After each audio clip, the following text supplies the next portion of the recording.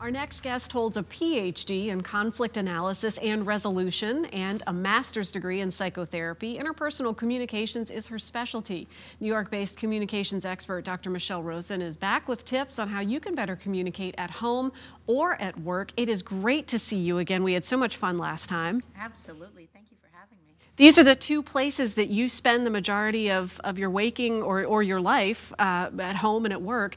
So it's critical that we communicate well, but yet we don't, right? We struggle. We always seem to struggle.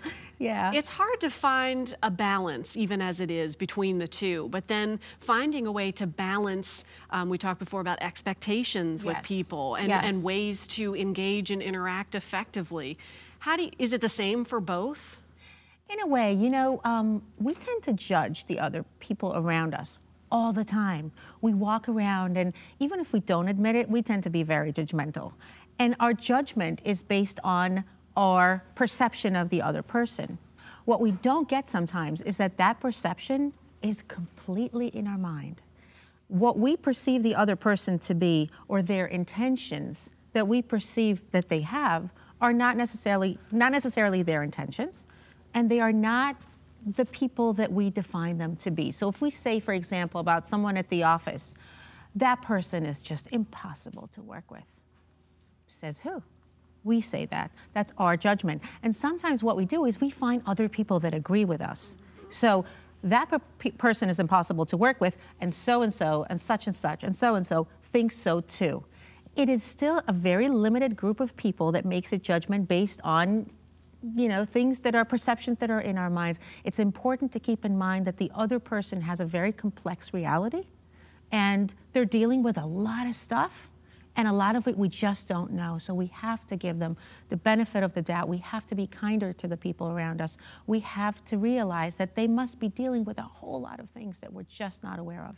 So, you know, the saying goes, right, perception is reality, right. But in this case, maybe it's your perception, and you still, at the end of the day, have to go into work with this person. So you've still got to find a way to be successful in that exchange. Absolutely. And the same thing at home with our kids and with our spouses. And it's a very, very similar dynamics, even though we think it's different. I think we have to figure out what works. I think we have to I think we struggle the most with the people that are closest to us. We tend to be very emotional about those people. We're very courteous to people on the street. But when it comes to our kids, we're very quick to yell. When it comes to coworkers, we're very quick to judge.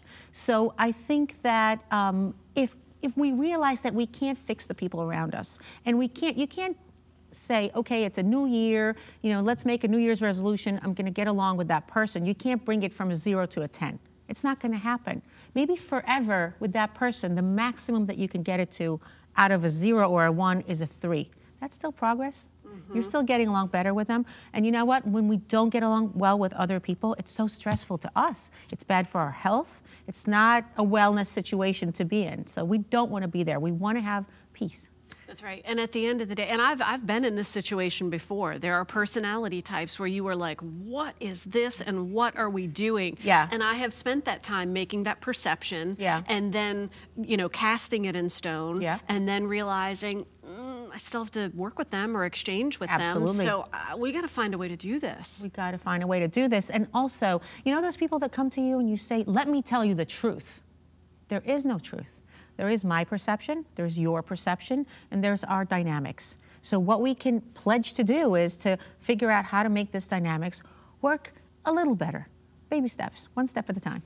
If we take that that insight in maybe helping to, you can't form those perceptions right away. You've got to be open-minded. Yeah. How do we reprogram ourselves to approach this with an open mind? You have to be present and you have to be curious. Rather than assuming a whole lot of things about the other person, you might as well just be curious and ask them how they're doing, watch them, see what works. If something works with them, do it again.